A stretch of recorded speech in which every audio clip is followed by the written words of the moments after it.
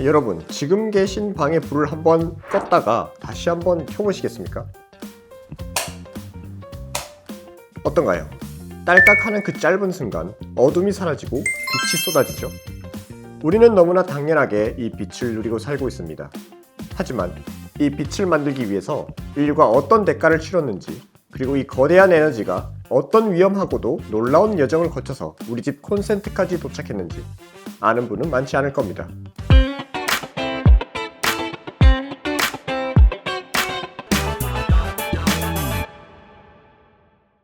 오늘부터 제가 들려드릴 이야기는 단순히 전기를 만드는 기술에 대한 이야기가 아닙니다. 이것은 신의 불을 훔친 인류의 모험담이자 그 불을 다루기 위해 수십 년간 쌓아온 안전에 대한 기록이지요. 이 빛을 만들기 위해 대한민국이 어떤 거친 파도를 넘어야 했는지, 그리고 그 거대한 힘을 안전하게 다루기 위해서 얼마나 치열하게 싸워왔는지, 대한민국 원자력 그 0페이지, 아무것도 없던 폐허 위에서 시작된 무모한 도전, 대한민국 원자력의 시작과 기반의 구축부터 이야기해 보겠습니다. 시계를 1953년으로 돌려보겠습니다. 전쟁이 막 끝난 대한민국, 그때는 그야말로 처참했습니다. 1인당 국민소득은 고작 66달러. 당장 오늘 먹을 밥이 없어서 꿀꿀이죽을 먹던 시절이었죠. 전기는 당연히 사치였습니다. 밤이 되면 도시는 거대한 암흑천지로 변했고 공장을 돌릴 동력이 없으니 경제가 살아날리 만무했습니다. 이 지독한 가난과 어둠, 이걸 끊어내지 못하면 대한민국의 미래는 없었습니다. 그런데 1956년 7월 아주 영화 같은 일이 벌어집니다. 경무대 접견실에는 무거운 침묵이 감돌았습니다. 이승만 대통령을 마주한 사람은 미국의 전력 전문가 워커 시슬러 박사였습니다. 그는 이승만 대통령 앞에서 아주 조심스럽게 작은 나무 상자 하나를 꺼내놓습니다. 일명 에너지 박스였죠. 상자가 열리자 그 안에는 주먹만한 검은 석탄 모형과 아주 작은 금속 큐브가 들어있었습니다. 그걸 본 우리 관료들의 표정이 일그러졌습니다. 속으로 혀를 찼죠. 아니, 미국에서 왔다는 양반이 고작 석탄 덩어리를 들고 온 건가? 당장 쌀 살 돈도 없어 굶어 죽는 판에 장난감도 아니고 이게 뭡니까? 시슬러 박사가 그 작은 금속 큐브를 가리키며 말했습니다. 카카, 이 석탄을 태우면 기차가 얼마나 갈 수 있을까요? 고작 해야 몇 미터 못 갈 겁니다. 하지만 제 손에 들린 이 우라늄 1g이면 석탄 3톤을 태우는 것과 똑같은 힘을 냅니다. 순간 회의실에 정적이 흘렀습니다. 3톤? 기차 화물칸을 꽉 채운 석탄이 저 요만한 금속이랑 같다고? 관료들의 눈이 휘둥그레졌죠. 마치 마술 같은 이야기였으니까요. 이승만 대통령의 눈이 번쩍 뜨였습니다. 기름 한 방울 안 나고 자원이라곤 하나도 없는 우리에게 이것보다 완벽한 동아줄은 없었으니까요. 그때 대통령이 남긴 유명한 말이 있죠. 그렇다면 이것은 땅에서 캐는 게 아니구먼. 원자력은 사람의 머리에서 캐내는 에너지야. 우리가 살 길은 오직 이것뿐이다. 이 만남이 있고 난 뒤 대한민국은 뒤도 돌아보지 않고 달립니다. 1956년 미국과 한미 원자력 협정을 체결하고 정부 조직에 원자력과라는 부서를 만듭니다. 사람들은 비웃었습니다. 당장 바꾸는 처지에 무슨 귀신 씨나라 까먹는 소리냐고요. 하지만 리더들은 알았습니다. 아무것도 없는 흙바닥 위에서 국가의 운명을 걸고 던진 이 승부수가 먼 훗날 대한민국을 밝혀줄 생존을 위한 도박이었다는 것을요. 이 한미 원자력 협정 덕분에 우리는 미국에서 기계를 하나 살 수 있게 됩니다. 이름은 트리가 마크 2. 대한민국 최초의 원자로이자 과학기술연구시설 최초 문화재로 등록된 이 기계가 배를 타고 한국으로 오고 있었죠. 그리고 1959년 7월 14일 서울 공릉동에서 기공식이 열립니다. 당시 84세의 고령이었던 이승만 대통령은 직접 현장을 찾아 삽을 들었습니다. 주변의 만류에도 불구하고 그가 보여준 그 행동은 단순한 행사가 아니었습니다. 한국에서 이렇게 털을 닦고 기계를 기다리는 동안 지구 반대편 미국에서는 또 다른 전쟁이 벌어지고 있었습니다. 기계만 덩그러니 온다고 전기가 만들어지나요? 그걸 다룰 사람이 있어야죠. 그래서 정부는 아주 숨가쁜 동시작전을 펼칩니다. 기계가 태평양을 건너오는 동안 전국의 천재들을 뽑아서 미국행 비행기에 태운 겁니다. 일명 제1기 원자력 국비 유학생. 당시 우리 돈은 휴지 조각이나 다름없어서 미국 정부 산하의 ICA 자금을 어렵게 끌어왔습니다. 1인당 지원금이 무려 6,000달러. 지금 돈으로 환산하면 수억 원이 넘는 가치였겠죠. 당시 국민소득이 고작 60불이던 시절, 나라가 청년 한 명에게 국민 100명의 연봉을 한 번에 쥐어 보낸 겁니다. 그래서 당시 사람들은 이 유학생들을 이렇게 불렀습니다. 금선생. 저 사람 몸값은 금덩어리 무게랑 똑같다. 부러움 섞인 농담이었지만 당사자들에게 그 별명은 끔찍한 족쇄였습니다. 이들이 도착한 곳은 미국 일리노이주에 있는 아르곤 국립연구소 산하의 국제원자력 학교였습니다. 맨해튼 프로젝트의 산실이자 세계 최고의 두뇌들이 모인 곳이었죠. 하지만 그 화려한 곳에서 우리 청년들은 잠을 잘 수가 없었습니다. 당시 1세대였던 이창건 박사님은 이렇게 회고합니다. 우리가 쓴 돈은 돈이 아니라 가난한 조국의 피였다. 그래서 우리는 잠을 잘 수가 없었다. 영어가 안 들리면 강의를 통째로 녹음해 밤새 받아 적었고 졸음이 오면 허벅지를 꼬집어가며 버텼습니다. 현지 연구원들이 너희 나라는 전쟁이 났다며 하며 무시할 때마다 속으로 되뇌었죠. 그래, 나 금선생이다. 내 몸값이 우리 국민 100명의 피땀이다. 그러니 나는 반드시 기필코 해내야 한다. 그 6,000달러에는 이런 피말리는 중압감과 비정함이 묻어 있었던 것입니다. 그야말로 나라의 운명을 건 올인이었죠. 그 막중한 책임감 때문이었을까요? 여기서 우리 청년들은 약 10개월에서 1년 동안 합숙하며 원자로를 어떻게 설계하고 돌리는지 그 핵심 기술을 밑바닥부터 배웠습니다. 공부량이 얼마나 살인적이었는지 아침부터 밤까지 강의를 듣고도 모자라서 기숙사에 돌아와서도 새벽까지 영어 원서를 손으로 베꼈으며 공부했다고 합니다. 하나라도 놓치면 조국에 돌아갈 면목이 없다는 생각 때문이었죠. 당시 초대 원자력 원장이었던 김법린 박사는 떠나는 유학생들에게 이런 당부를 남겼다고 합니다. 가서 혼자 잘 먹고 잘 살 생각하지 마라. 너희는 조국으로 돌아와서 썩어 없어지는 거름이 되어야 한다. 대한민국 과학의 한 알의 밀랄이 되어라. 약속대로 그들은 거름이 되기 위해 돌아왔습니다. 그리고 1962년 드디어 트리가 마크2의 스위치를 켰습니다. 그리고 소위 맨땅에 헤딩하며 대한민국 원자력의 초석을 닦았습니다. 비록 전기를 만들지 못하는 작은 연습용이었지만 과학자들은 이 불꽃을 보며 핵 분열을 통제하는 법을 익혔습니다. 언젠가 지어질 진짜 발전소를 꿈꾸며 20년 가까이 치열한 리허설을 거듭한 것이죠. 그 시간은 그냥 흘러간 세월이 아니었습니다. 마치 조종사가 항공기를 몰기 전에 수천 번 시뮬레이션을 하듯 우리 과학자들에게도 리허설이 필요했거든요. 그리고 1971년 고리 1호기의 첫 삽을 뜨게 됩니다. 하지만 신은 우리에게 쉽게 불을 허락하지 않았습니다. 한창 기초공사가 진행되던 1973년 전 세계를 강타한 1차 오일 쇼크가 터진 겁니다. 기름값이 불과 몇 달 새 4배나 폭등했습니다. 공장들은 멈춰섰고 물가는 미친듯이 치솟았습니다. 당연히 원전 자재값도 폭등해서 현장은 공사 중단 위기까지 몰렸습니다. 하지만 아이러니하게도 이 끔찍한 위기가 우리에게 확신을 주었습니다. 보아라, 기름 한 방울 없는 나라가 겪는 서름을. 우리가 살 길은 기름 없이도 돌아가는 이 발전소뿐이다. 위기는 오히려 기폭제가 되었습니다. 그 절박함 속에서 연구원들과 건설 노동자들은 백사장 위에서 사투를 벌이기 시작합니다. 공사가 시작될 무렵의 부산 고리 해변은 그야말로 무의 상태였습니다. 사실 이곳은 공사가 시작되기 한참 전인 1964년부터 연구원들이 배낭 하나 메고 동해안, 남해안을 이 잡듯이 뒤져 찾아낸 곳이었습니다. 단단한 안반이 있고 냉각수를 끌어모으기 좋은 곳, 그 까다로운 조건을 찾아 전국 해안선을 7개월이나 헤맨 끝에 낙점한 땅이었죠. 하지만 막상 텐트를 치고 보니 길도 없어서 배로 자재를 실어 날라야 했고 전기는커녕 마실 물조차 없어서 빗물을 받아 써야 했습니다. 연구원들과 건설 노동자들은 모래바닥에 천막을 치고 쪽잠을 자며 밤낮 없이 흙을 퍼날랐습니다. 현장은 그야말로 전쟁터였습니다. 당시 우리 건설사들은 빨리빨리 문화에 익숙해져 있었습니다. 아파트 짓듯이 뚝딱뚝딱 지으면 되는 줄 알았죠. 하지만 현장에는 저승사자가 버티고 있었습니다. 바로 미국 웨스팅하우스에서 온 감독관들이었죠. 그들은 우리의 열정을 믿지 않았습니다. 그들이 믿는 건 오직 하나, 엑스레이 필름뿐이었죠. 원전에는 수십만 개의 파이프가 들어갑니다. 이걸 잇는 용접이 생명인데 우리 기술자들이 밤새 땀 흘려 용접을 해놓으면 다음날 미국 감독관이 와서 검사를 합니다. 그리고는 차갑게 한마디를 던지죠. 리젝트. 필름을 찍어보니 미세한 기포가 있다는 겁니다. 눈에 보이지도 않는 흠집이었죠. 이 정도는 물 한 방울 안 샌다.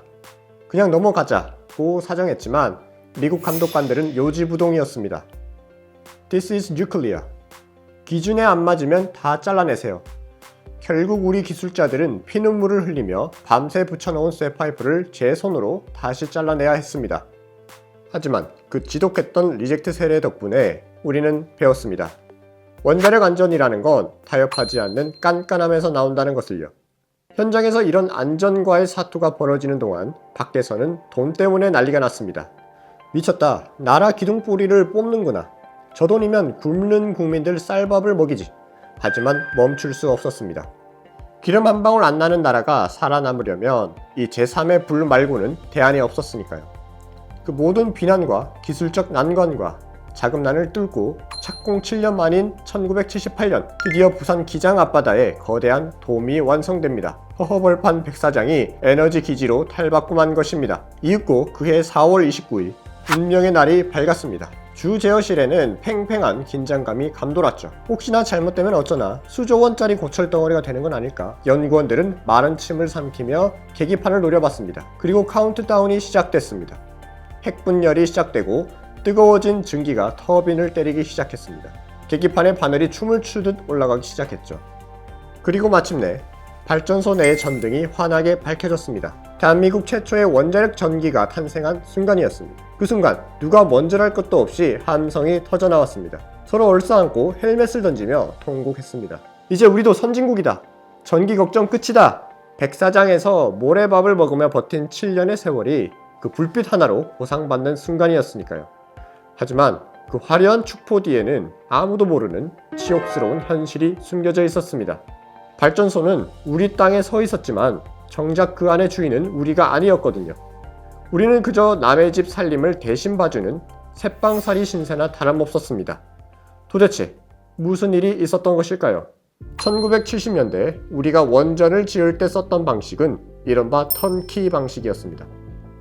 말 그대로 열쇠만 돌리면 시동이 걸리게끔 외국 회사가 전부 지어서 우리에게 열쇠만 넘겨주는 방식이었죠. 편해 보이죠?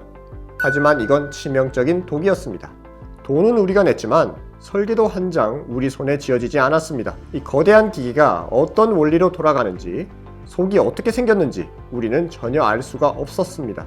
당시 현장에 있었던 1세대 엔지니어들은 그때를 치욕의 시대라고 회고합니다. 발전소 심장부인 주 제어실 바닥에는 선명한 붉은 줄이 그어져 있었습니다.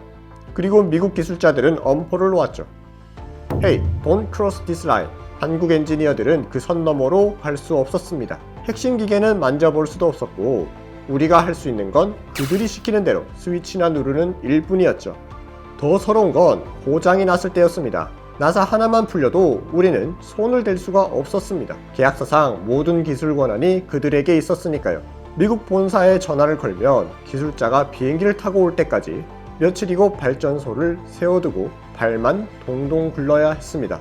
그들이 도착해서 수리할 때는요, 기술 유출되니까 한국 사람들은 다 나가세요. 쫓겨난 우리 엔지니어들은 주먹을 꽉 쥐었습니다.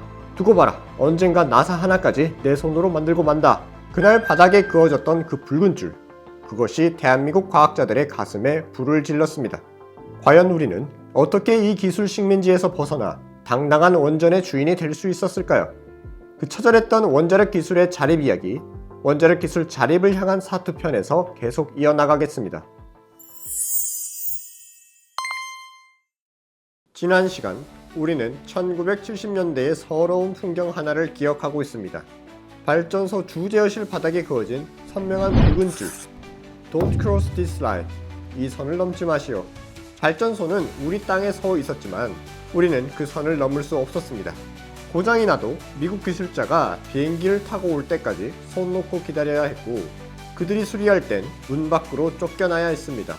우리는 주인이 아니라 키키퍼, 즉 문지기에 불과했으니까요.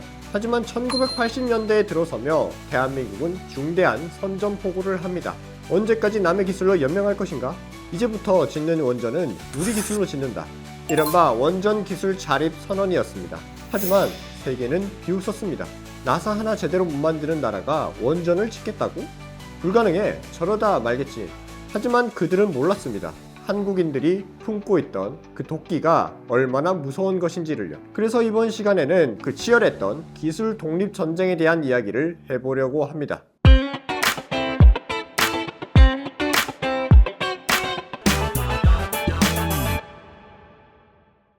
남의 설계도를 어깨너머로 훔쳐보고 운전박대를 당하면서도 끝내 포기하지 않았던 사람들. 과연 우리는 어떻게 그 서름의 새빵살이를 끝내고 우리만의 기술을 키워내 진정한 자립에 성공할 수 있었을까요?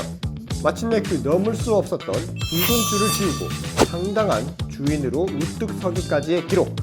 우리 손으로 만든 안전한 원자력을 향한 70년의 항해. 그 두 번째 페이지, 원자력 기술 자립을 향한 사투편, 지금 시작합니다. 사실 1980년대 초반까지도 우리는 계속 턴키 방식으로 원전을 짓고 있었습니다. 보리 1, 2호기, 월성 1호기 모두 외국 회사가 열쇠만 넘겨주는 방식이었죠. 물론 편했습니다. 골치 아픈 설계나 기술 문제는 그들이 다 알아서 해줬으니까요. 하지만 시간이 지날수록 우리 엔지니어들의 가슴 속엔 답답함이 쌓여갔습니다. 언제까지 남의 손을 빌릴 겁니까? 이대로 가면 100년이 지나도 우리는 껍데기만 짓는 하청업체일 뿐입니다. 고장나면 그들 눈치나 보고 부품 하나 우리 마음대로 못 갈아 끼우는 신세, 이제 끝내야 하지 않겠습니까? 정부도 위기감을 느꼈습니다. 원전은 계속 지어야 하는데 그때마다 천문학적인 기술료를 외국에 퍼줄 수는 없었으니까요. 결국 1980년대 중반 대한민국 정부는 결단을 내립니다. 이제부터 턴키는 없다. 돈을 좀 더 주더라도 이번 기회에 아예 기술 통째로 사오자. 그렇게 탄생한 것이 바로 전 세계 원자력 시장을 경악하게 만든 기술 전수 조항이었습니다. 우리가 갑의 위치에서 당당하게 요구 조건을 내건 것이죠. 1986년 정부는 새로운 원전 영광 3, 4호기를 짓기로 하고 전 세계 원전 회사들을 불러 모읍니다. 그리고 입찰 조건에 아주 충격적인 조항 하나를 내겁니다. 우리는 당신들의 원전을 사주겠습니다. 돈은 얼마든지 주겠소. 단 조건이 하나 있어. 당신들이 가진 원전 설계 핵심 기술 우리에게 전부 넘기시오. 당시 우리 정부의 전략은 그야말로 벼랑 끝 전술이었습니다. 단순히 설계도 몇 장을 달라는 게 아니었습니다. 설계하는 방법, 즉 물고기를 잡는 법까지 가르쳐 달라는 요구였죠. 당시 세계 1위였던 미국의 웨스팅하우스는 단칼에 거절했습니다. 기술 달라니? 말도 안 되는 소리. 우린 입찰 안 할 겁니다. 웨스팅하우스는 한국이 도둑놈 심보를 가졌다며 다리를 박차고 나갔습니다. 협상장은 얼어붙었고 모두가 이번 판은 깨졌다고 생각했습니다. 그런데 기적이 일어납니다. 당시 만년 2등이었던 미국의 컨버스전 엔지니어링이 손을 든 겁니다. 당시 경련난에 시달리던 그들은 당장에 현금이 급했습니다. 결국 그들은 한국의 독소 조항에 서명을 하고 맙니다. 좋습니다. 기술을 전수해드리겠습니다. 계약은 성사됐습니다. 이제 기술을 배우러 갈 차례였죠. 하지만 떠나는 발걸음은 가볍지 않았습니다. 당시 파견을 떠나던 200여 명의 엔지니어들은 출국 전날 비장한 출정식을 가졌습니다. 당시 한필순 소장은 설계기술 자립, 즉 반드시 기술 독립을 이뤄내자라고 쓴 액자를 걸어두고 연구원들에게 이렇게 외쳤다고 합니다. 여러분, 나라를 뺏기면 식민지가 되듯이 기술이 없으면 우리는 영원히 기술 식민지 신세입니다. 이번에 기필코 우리 기술을 만들어 옵시다. 실패하면 돌아올 생각 마십시오. 우리 모두 태평양에 빠져 죽읍시다. 자, 다같이 만세! 우리가 한번 미쳐봅시다. 만세! 만세! 그 비장한 함성을 뒤로하고 그들은 비행기에 몸을 실었습니다. 마치 독립운동을 하러 떠나는 투사들처럼 말이죠. 그들이 도착한 곳은 미국 코네티컷주의 작은 시골 마을 윈저.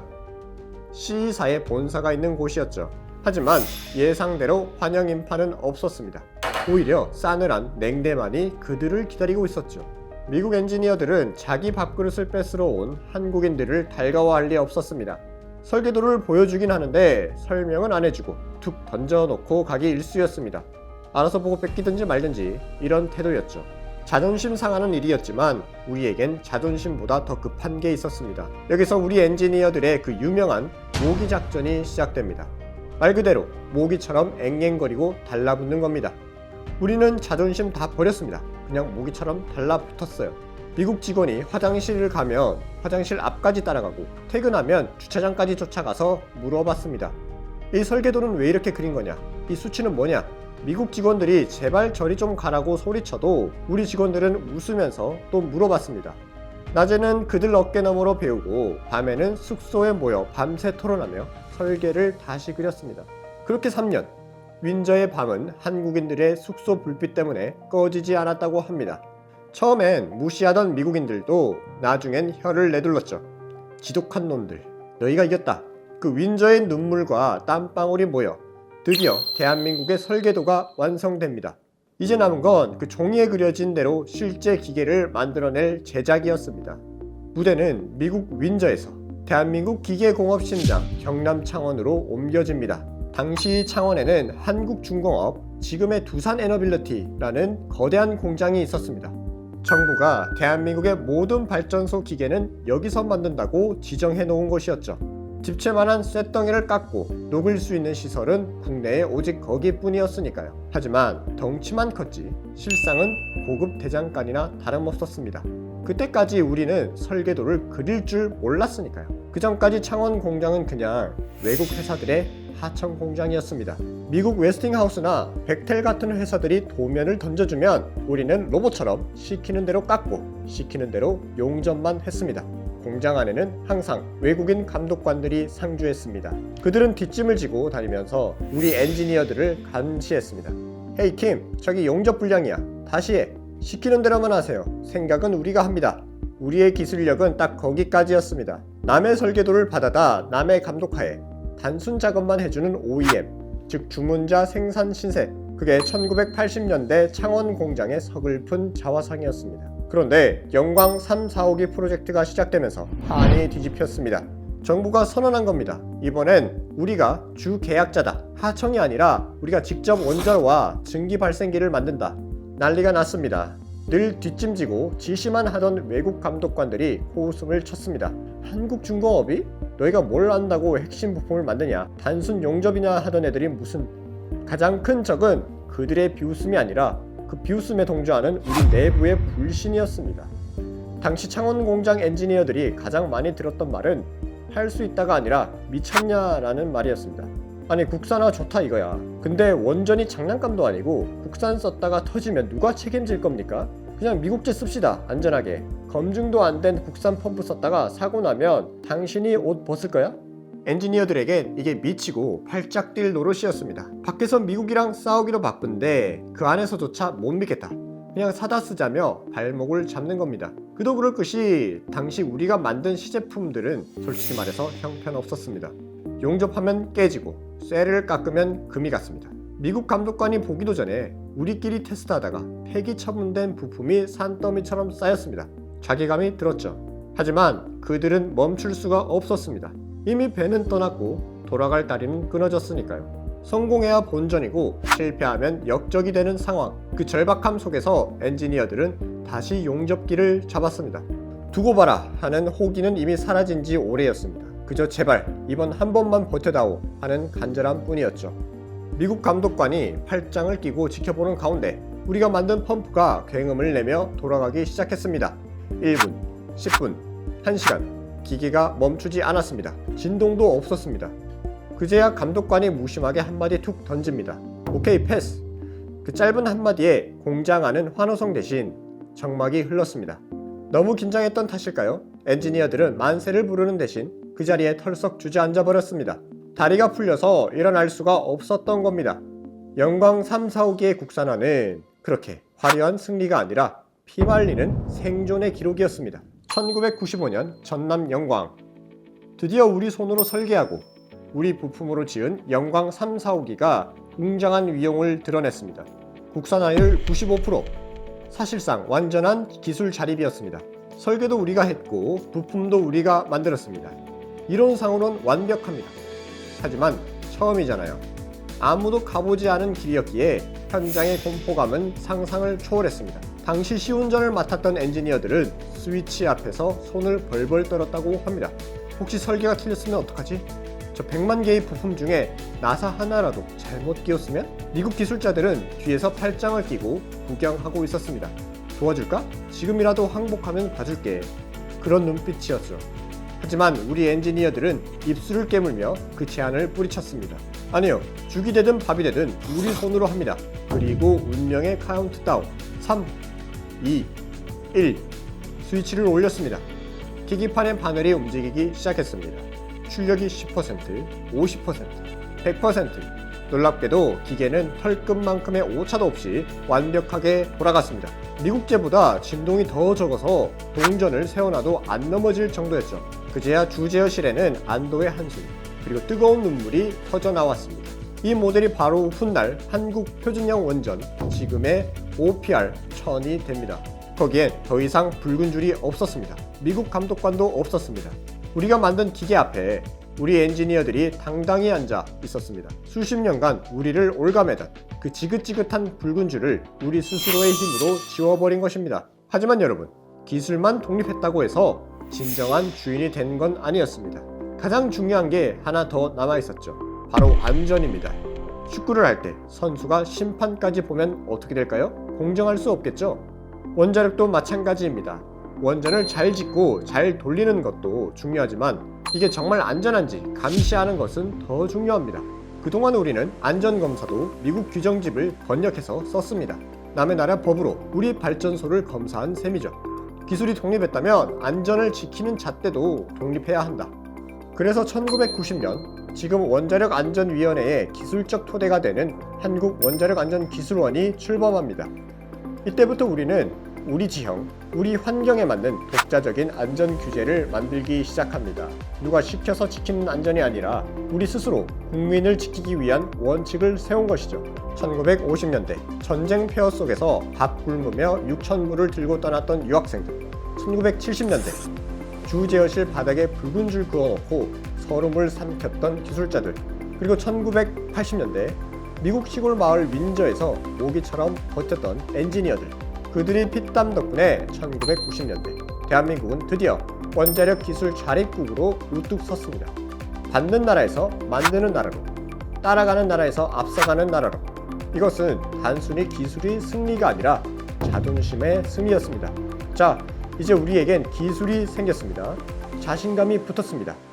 그러자 우리의 눈은 더 넓은 곳, 세계로 향하기 시작합니다. 이제 우리 기술을 팔아보자.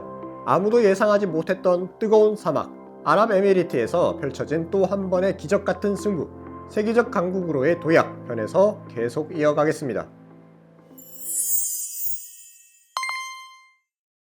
지난 시간 우리는 1990년대 대한민국에 치열했던 원자력 독립운동을 함께 했습니다. 남의 설계도를 훔쳐보다시피 해서 기술을 익히고 내부의 불신을 이겨내며 마침내 한국 표준형 원전 OPR-1000을 완성했죠.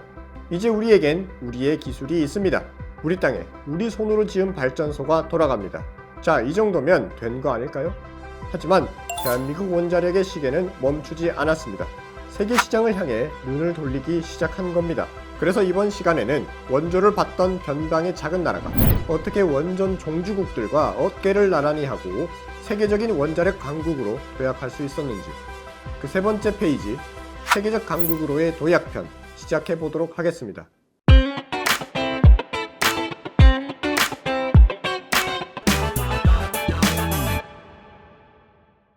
2000년대 초반 한국은 야심차게 첫 수출에 도전했습니다.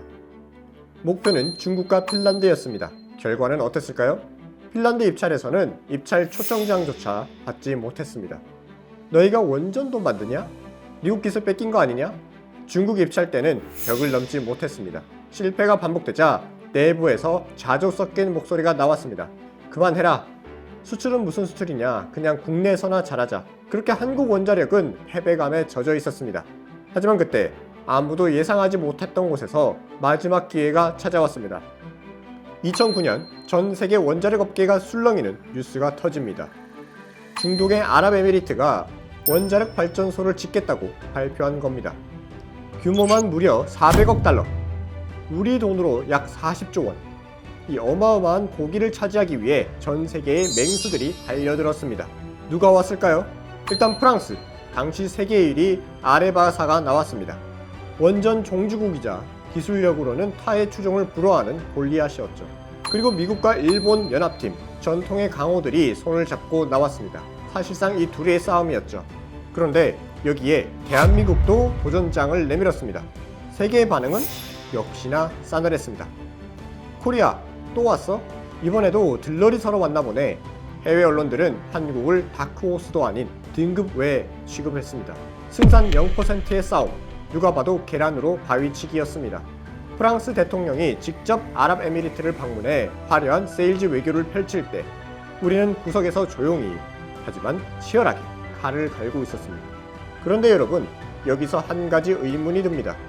세계 유리인 프랑스 아레바가 있는데 아랍에미리트는 왜 굳이 검증도 안 된 한국을 후보에 올렸을까요? 사실 당시 프랑스에겐 치명적인 아킬레스건이 하나 있었습니다. 바로 오만함과 지연. 당시 프랑스는 핀란드에 최신형 원전을 짓고 있었는데 설계가 너무 복잡해서 공사가 계속 미뤄지고 비용은 눈덩이처럼 불어났습니다. 약속한 날짜보다 무려 4년, 5년이나 늦어지고 있었습니다. 아랍에미리트 입장에선 불안했겠죠. 우리 사막에 와서도 저러면 어쩌지? 세계 최고의 기술이면 뭐합니까? 약속을 안 지키는데. 우리는 바로 그 틈을 파고들었습니다. 우리의 전략은 단순하지만 강력했습니다. On time, on budget. 우리를 봐라. 우리는 지난 30년간 단 한 번도 공기를 어긴 적이 없다. 밤을 새워서라도 약속한 날짜에 열쇠를 넘겨주겠다. 프랑스가 화려한 스펙을 자랑할 때 우리는 신뢰라는 가장 기본을 무기로 들고 나온 겁니다. 당시 서울 삼성동 한전 본사에는 워루, 즉 상황실이 차려졌습니다. 정부, 한전, 건설사, 기기 제작사가 똘똘 뭉친 원팀. 우리는 이곳에서 프랑스를 꺾을 비장의 무기를 준비했습니다. 바로 우리가 완성한 OPR-1000을 한 단계 더 진화시킨 신형 원전 APR-1400이었습니다. 프랑스의 아레바는 세계 최고지만 그들의 모델은 너무 비싸고 복잡했습니다. 반면 우리의 APR-1400은 최신형이면서도 경제적이었죠. 발전 용량은 1000에서 1400메가와트급으로 대폭 키웠고 설계 수명도 40년에서 60년으로 늘렸습니다. 무엇보다 규모 7.0의 지진도 견디는 내진 설계까지 갖췄습니다. 기술로는 프랑스에 절대 뒤지지 않는다. 이 확실한 기술적 자신감이 있었기에 우리는 무모한 도전을 시작할 수 있었습니다. 하지만 기술만 좋다고 프랑스를 이길 수 있을까요? 상대는 브랜드 파워 1위입니다. 그래서 우리는 기술 위에 지독한 성실함을 더했습니다. 프랑스 CEO가 전용기를 타고 여유를 부릴 때 우리 협상단은 밤을 새워가며 기술 제안서를 만들었습니다. 한국전력 본사 지하 2층, 창문도 없는 워룸에 야전 침대를 깔고 80명의 엔지니어가 1년 동안 집에도 가지 않고 매달렸습니다. 프랑스가 우리는 이름값이 있다며 콧대를 세울 때 우리는 APR-1400이라는 최첨단 기술과 성실함을 테이블 위에 올려놓은 겁니다. 하지만 아랍에미리트 측은 여전히 반신반의했습니다. 서류야 누가 뭐 만들어? 진짜 실력 있는지 어떻게 알아? 그래서 우리는 아랍에미리트 실사단을 한국으로 초대했습니다. 그리고 그들을 울산의 신고리 원전 3호기 건설 현장으로 데려갔죠. 당시 그곳에선 우리가 제안한 모델인 APR-1400이 실제로 지어지고 있었거든요. 프랑스는 화려한 조감도와 설계 도면만 보여줬습니다. 앞으로 이렇게 짓겠다는 거였죠. 하지만 우리는 실물을 보여줬습니다. 거대한 돔이 올라가 있고 수천 명의 작업자가 일사불란하게 움직이는 모습. 프랑스는 꿈을 팔지만 한국은 현실을 보여주는군요. 백문이 불여일견. 종이 서류가 아닌 땀 흘리는 현장을 보여준 것. 이것이 한국은 경험이 없다던 프랑스의 흑색 선전을 단번에 잠재운 결정타였습니다. 하지만 상대는 세계 최강 프랑스였습니다.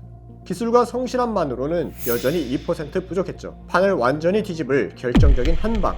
프랑스는 절대 흉내낼 수 없는 마지막 승부수가 필요했습니다. 우리는 두 가지 파격적인 제안을 던집니다. 첫 번째는 선생님이 되어주겠다는 것이었습니다. 당시 아랍에미리트는 원자력법도 규제기관도 없는 백지 상태였거든요. 그래서 우리가 제안했습니다. 걱정 마라.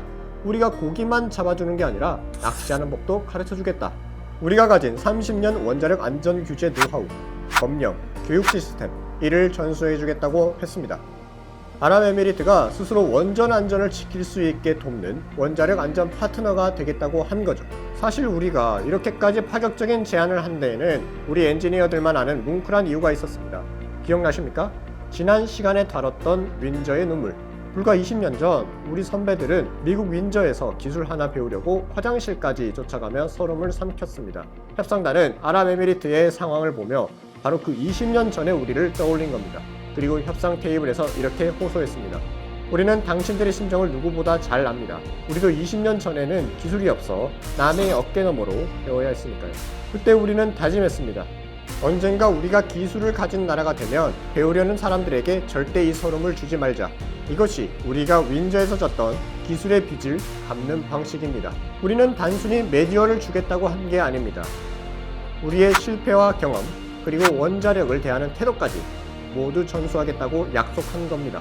프랑스가 화려한 명품 기술을 자랑할 때 우리는 투박하지만 뜨거운 진심을 테이블 위에 올려놓은 것이죠. 그리고 두 번째 승부수는 철저한 현지화였습니다. 한국 원전은 춥고 더운 날씨를 다 견뎌낸 놈이다. 사막도 문제없다. 이렇게 말만 한 게 아니라 설계를 뜯어 고쳤습니다. 35도가 넘는 뜨거운 바닷물에서도 견디게 냉각 펌프를 키우고 모래 폭풍이 불어도 기계 안에 모래 하나 안 들어가게 특수 필터를 달았습니다. 자, 우리의 주사위는 던져졌습니다. 원자력 안전 규제 지원과 사막 맞춤형 기술. 과연 이 간절한 승부수가 아랍에미리트 왕세자의 마음을 돌려놓을 수 있었을까요? 기술 성실함, 안전 규제 전수, 사막 맞춤형 설계. 우리가 가진 모든 카드를 다 꺼냈습니다. 하지만 마지막 순간 아랍에미리트 왕세자는 여전히 고민했습니다. 프랑스와의 오랜 외교 관계 때문이었죠. 깊은 침묵이 흐르던 협상장. 그때 우리 협상단 대표가 마지막 용기를 내어 입을 열었습니다. 왕세자 전하, 프랑스는 이 원전을 상품으로 보고 있습니다. 팔고 떠나면 그만인 물건이죠. 하지만 우리는 다릅니다. 원전의 수명이 60년입니다. 건설까지 합치면 70년, 100년이 걸립니다. 우리는 물건을 팔러 온 게 아니라 앞으로 100년 동안 당신들과 함께할 형제가 되러 왔습니다. 우리의 젊은이들이 사막에서 당신들과 함께 땀 흘리고 기술을 나누고 함께 늙어갈 것입니다. 100년의 약속, 이 진심 어린 한마디가 차가웠던 협상장의 공기를 바꿨습니다. 단순히 발전소를 짓는 건설업자가 아니라 국가의 미래를 함께 짊어질 동반자가 되겠다는 진심을 전한 겁니다. 기술, 성실함, 교육, 현지화, 그리고 형제의 약속까지. 과연 이 간절함이 기적을 만들 수 있을까요? 운명의 2009년 12월 27일 전 세계의 이목이 아랍에미리트에 집중됐습니다. 막판까지도 프랑스는 한국은 경험이 없다며 깎아내렸고 결과는 안개 속이었습니다. 그리고 드디어 최종 발표의 순간 속보 아랍에미리트 원전 프로젝트 최종 사업자로 대한민국 선정. 기적이 일어났습니다. 다윗이 골리앗을 이긴 겁니다. 아랍에미리트가 한국을 선택한 이유는 명확했습니다. 가장 안전하고 가장 효율적이며 무엇보다 가장 신뢰할 수 있는 파트너이기 때문이다. 아랍에미리트는 그들이 지을 원전의 이름을 바라카라고 지었습니다. 아랍어로 신이 내린 축복이라는 뜻입니다. 어쩌면 그것은 자원 하나 없는 땅에서 오직 사람의 힘으로 기술을 일궈낸 대한민국에 보내는 최고의 찬사가 아니었을까요? 60년 전 전쟁으로 잿더미가 됐던 나라, 전기가 없어 촛불을 타고 살던 최빈국이 반세기 만에 세계 최고의 수준의 원자력 기술을 역수출하는 나라가 된 겁니다. 이것은 단순한 돈벌이가 아니었습니다. 이제 우리도 세계 1등과 겨룰 수 있다는 국민적 자부심의 폭발이었습니다. 2009년 우리는 사막에 꽃을 피웠습니다. 세계가 놀랐고 우리는 환호했습니다. 이제 대한민국은 명실상부한 원자력 강국이다. 자신감이 하늘을 찔렀죠. 하지만 여러분, 역사는 참 얄궂습니다. 가장 높이 올라갔다고 생각한 그 순간 가장 낮은 곳에서부터 균열이 시작되고 있었으니까요. 우리는 수출과 성장이라는 달콤한 열매에 취해 잠시 잊고 있었는지도 모릅니다. 원자력이라는 거대한 힘을 다루기 위해 가장 먼저 챙겨야 할 단 하나의 가치를 말이죠. 2011년 3월 이웃나라 일본에서 들려온 충격적인 소식. 그 비극은 우리에게 뼈아픈 질문을 던집니다. 당신들의 원전은 정말 안전합니까? 그 안전을 누가 책임지고 있습니까? 다음 시간 대한민국 원자력 역사의 흐름을 완전히 뒤바꾼 거대한 전환점, 발전을 넘어 안전을 생각하다 편에서 계속됩니다.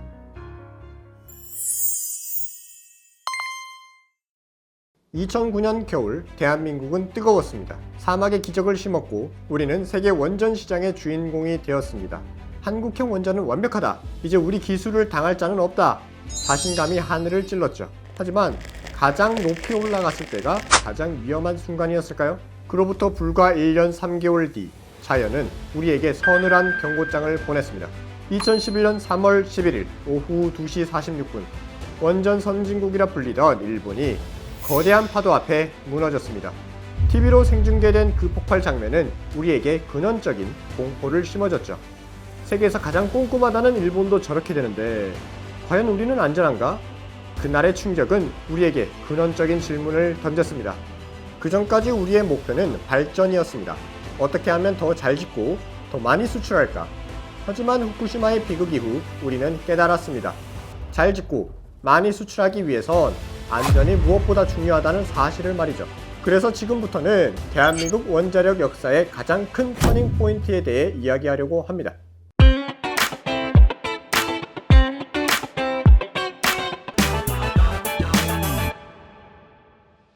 안전의 시대로 가기 위해선 가장 먼저 고쳐야 할 것이 있었습니다.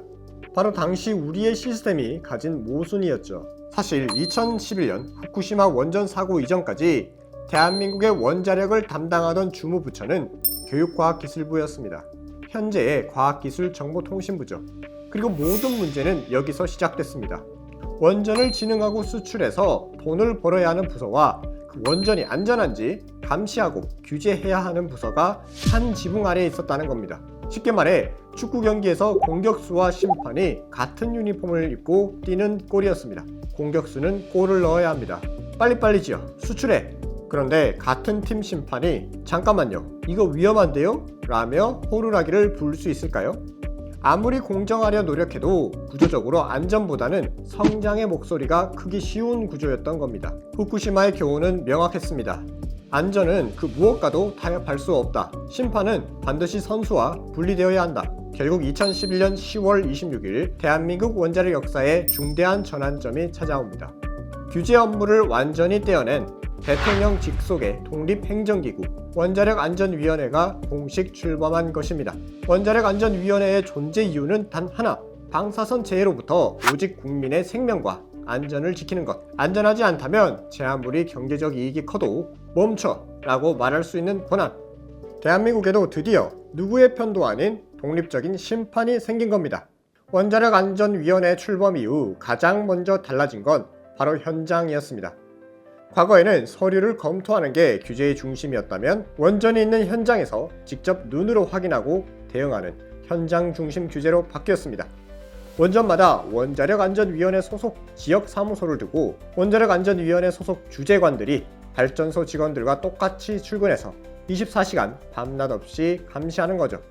누가 보지 않아도 매뉴얼대로 하는지 나사 하나 풀린 건 없는지 두 눈으로 직접 확인하겠다는 의지인 거죠. 그런데 여러분, 이거 말처럼 쉬운 일이 아닙니다. 한번 상상해 보시겠어요? 원전이라는 게 좁다면 좁은 사회잖아요. 매일 마주치고 같은 식당에서 밥 먹는 사람들입니다. 그런데 그 사람들한테 매일 지적하고 멈추세요, 다시 하세요, 싫은 소리를 해야 하는 겁니다. 하지만 욕을 먹더라도 깐깐하다는 소리를 듣더라도 철저하게 선을 긋고 거리를 두는 것. 그 고독한 엄격함이 있어야만 국민의 안전을 지킬 수 있다고 믿었기 때문에 현장의 주재관들은 기꺼이 자발적 왕따가 되기를 선택합니다. 설비도 혹독하게 검증했습니다. 말로만 안전하다는 게 아니라 최악의 상황에서도 버틸 수 있다는 걸 확인했습니다. 그래서 도입한 것이 바로 스트레스 테스트였습니다. 스트레스 테스트는 원래 금융권에서 쓰던 용어인데요. 경제가 완전히 망가지는 최악의 시나리오를 가정해서 은행이 버틸 수 있나 보는 거죠. 이걸 원전에 적용했습니다. 만약 후쿠시마 같은 지진이 오고 해일이 덮치고 전기가 다 끊긴다면 이런 극한 상황을 가정해서 우리 원전을 고문하듯이 테스트한 겁니다. 결과는 어땠을까요? 우리는 다중방어 원칙에 따라 약점들을 철저히 보강했습니다. 우선 전기가 다 끊기는 상황을 대비해 트럭에 실린 이동형 발전차를 모든 원전에 배치했습니다. 만에 하나 전원이 끊겨 발전소가 멈추면 이 트럭이 달려가서 심폐소생술처럼 전기를 공급하는 거죠. 또 해일이 덮쳐도 기계에 실로 물이 들어오지 못하게 마치 잠수함 문처럼 꽉 닫히는 방수문을 설치했고요. 전기 없이도 수소를 잡아먹는 하마 같은 설비, 피동형 수소 제거 설비도 의무화했습니다. 후쿠시마 같은 수소 폭발을 원천 봉쇄하겠다는 의지였죠. 설마 그런 일이 일어나겠어? 과거라면 설마 하고 넘겼을 극도로 낮은 확률. 원자력안전위원회 출범 이후 우리는 그 설마까지도 대비하는 나라가 되었습니다. 자, 이제 하드웨어는 튼튼해졌습니다. 그런데 2013년 우리가 믿었던 그 단단한 벽 안쪽에서 상상도 못한 배신이 발견됩니다. 바로 시험 성적서 위조 사건. 원전의 신경망이라 불리는 제어 케이블, 그 핵심 부품의 안전 성적서를 납품업체가 조작했다는 제보가 들어온 겁니다. 당시 상황 기억하시나요? 기록적인 폭염이었습니다. 전력 예비율이 바닥을 쳐서 블랙아웃 공포가 대한민국을 덮쳤을 때였죠. 그런데 원자력안전위원회가 원전 3기를 당장 세우라고 명령한 겁니다. 난리가 났습니다. 에어컨도 못 켜는데 지금 제정신이냐? 전기 끊기면 책임질 거냐? 압박이 정말 거셌죠. 눈 딱 감고 여름만 지나서 세우자고 타협할 수도 있었습니다. 하지만 원자력안전위원회의 대답은 NO였습니다. 가짜 부품을 단체로 단 1초도 돌릴 수 없다. 그것이 원칙이었습니다. 결국 신고리 신월성 원전이 멈춰섰고 원자력안전위원회는 조사관들을 투입해 지난 10년치 납품 서류 12만 장을 샅샅이 뒤집니다. 그야말로 먼지 한 톨까지 털어내듯 전수조사를 감행했고 부품을 전량 교체한 뒤에야 재가동을 허락했습니다. 당장의 전력난보다 원칙이 무너지는 것이 더 위험하다고 판단했기 때문입니다. 내부의 적을 잡고 나니 이번엔 외부에서 시련이 닥쳤습니다. 2016년 9월 12일 땅이 울리고 건물이 흔들렸습니다. 관측사상 최대인 리히터 규모 5.8의 경주 지진이 발생한 겁니다. 당시 월성 원전은 진앙지에서 아주 가까웠습니다. 다행히 내진 설계가 잘 돼 있어서 기계는 멈추지 않고 정상적으로 돌아갔죠. 매뉴얼상으로도 자동 정지 기준에 미치지 않았습니다. 그냥 계속 돌려도 법적으로 아무 문제가 없었죠. 하지만 그때 주재허실에 전화벨이 울립니다. 원자력안전위원회의 지시는 수동정지였습니다. 기계는 괜찮다고 하지만 국민은 괜찮지 않다. 여진이 계속되는 상황에서 일말의 불확실성도 남겨두지 않겠다는 의지였죠. 원자력안전위원회는 무려 3개월 넘게 정밀검사를 진행했습니다. 안전이 확인될 때까지 발전소의 시대는 멈춰 있었습니다. 2017년에는 더 충격적인 사실이 드러납니다. 한빛 원전 안전검사 도중 사고 시 방사능 누출을 막아주는 최후의 보루인 경납 건물벽에서 수상한 빈 공간이 포착된 것입니다. 특수장비로 1m가 넘는 두꺼운 콘크리트 벽을 투시해봤습니다. 그랬더니 세상에, 벽 안쪽에 무려 157cm 깊이의 거대한 구멍이 뚫려 있었습니다. 어른 키만한 구멍이 20년 넘게 방치되어 있었던 겁니다. 사업자는 당황했습니다. 구조적으로 무너질 위험은 없다. 보강해서 빨리 돌리겠다. 라고 호소했죠. 하지만 원자력안전위원회는 단호했습니다. 이 구멍 하나가 국민의 신뢰를 무너뜨린 구멍이다. 원자력안전위원회는 완벽하게 메우기 전엔 재가동 절대 불가를 선언합니다. 단순히 구멍만 메운 게 아니라 왜 이런 구멍이 생겼는지, 다른 벽은 괜찮은지 모든 의혹이 해소될 때까지 무려 5년 가까이 문을 걸어 잠궜습니다. 수십 년 전의 부실 공사까지도 끝까지 추적해 책임을 묻는 집요함. 그것이 지금의 빈틈없는 원전을 만들었습니다. 2018년 원자력안전위원회의 시선은 발전소 담벼락을 넘어 여러분의 안방으로 들어옵니다. 온 국민을 불안을 떨게 했던 라돈 침대 사태. 매일 자는 침대에서 1급 발암 물질인 라돈이 나온다는 사실에 다들 경악했죠. 원자력안전위원회 직원들은 측정기를 들고 전국을 누비며 매트리스를 수거했고 우체국까지 나서서 밤샘 수거 작전을 펼쳤습니다. 이번에는 안전의 영토를 하늘까지 넓혔습니다. 혹시 비행기 많이 타시나요? 높은 고도를 나는 비행기는 우주에서 날아오는 우주 방사선에 노출됩니다. 그동안 사각지대에 있던 항공승무원들의 피폭 문제가 수면 위로 떠올랐죠. 원자력안전위원회는 즉각 행동에 나섰습니다. 국토부에 맡겨져 있던 안전기준을 직접 챙기겠다고 선언했고 결국 항공승무원의 피폭 한도를 대폭 줄여 비행시간을 단축하게 유도하면서 건강검진까지 의무화시키는 법을 만들어냈습니다. 땅속부터 하늘까지 원자력안전위원회의 감시망은 이제 사각지대를 허용하지 않게 된 겁니다. 그리고 2019년 사람의 실수에도 무관용 원칙이 적용됩니다. 한빛 1호기 성능시험 도중 원자로 출력이 순식간에 급등하는 사고가 발생합니다. 알고 보니 직원의 조작 미숙이 원인이었죠. 어떻게 됐을까요? 원자력안전위원회 제복을 입은 특별사법경찰이 투입되었습니다. 단순 행정조사가 아니었습니다. 수사였습니다. 특사경은 현장을 압수수색하고 CCTV를 분석해 무면허자가 제어봉을 조작했다는 위법 사실을 밝혀냈습니다. 관련자들은 검찰에 넘겨져 법의 심판을 받았습니다. 원전 안에서는 사소한 실수도 범죄가 될 수 있다. 이 사건은 전국의 원전 종사자들에게 큰 경각심을 심어주었습니다. 2013년 부품 서류 위조부터 2019년 한빛 1호기까지 지난 10여 년은 원자력안전위원회가 설비와 자연 그리고 사람과 싸우며 안전 시스템을 단단하게 다져온 치열한 전쟁의 기록이었습니다. 그리고 지금 우리는 또 다른 거대한 파도 앞에 서 있습니다. 바로 SMR, 소형 모듈 원자로입니다. SMR은 쉽게 말해 거대한 원전을 아주 작게 쪼개서 공장에서 배터리처럼 찍어내는 미래형 원전입니다. 전기가 없어도 스스로 열을 식히는 자연 냉각 기능이 있고, 이론적으로는 사고 확률을 획기적으로 줄인 혁신적인 기술이죠. 하지만 원자력안전위원회의 생각은 다릅니다. 이론적으로 안전하다고 해서 무조건 믿을 수는 없다.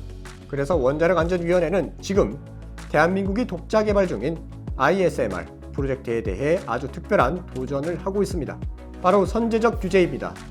과거에는 다 만들어진 원전을 가져오면 합격, 불합격 도장만 찍어줬습니다. 하지만 이번엔 다릅니다. 설계 도면을 그리는 개발 단계부터 규제기관이 함께 참여합니다. 이 설계는 안전 입증이 어려우니 바꾸세요. 이 소재는 검증된 걸 쓰세요. 이렇게 처음부터 안전 기준을 제시해서 아예 설계도 안에 안전 DNA를 심고 있는 겁니다. 규제가 기술의 발목을 잡는 게 아니라 가장 안전한 길을 먼저 닦아주는 가이드가 되겠다는 거죠. 자, 이제 오늘 우리가 나눈 긴 이야기의 마침표를 찍어볼까 합니다. 1956년 전쟁의 폐허 속에 모든 것이 무너져 있던 시절, 이승만 대통령은 우리도 원자력을 해야 산다며 맨주먹으로 원자력 연구소를 세웠습니다.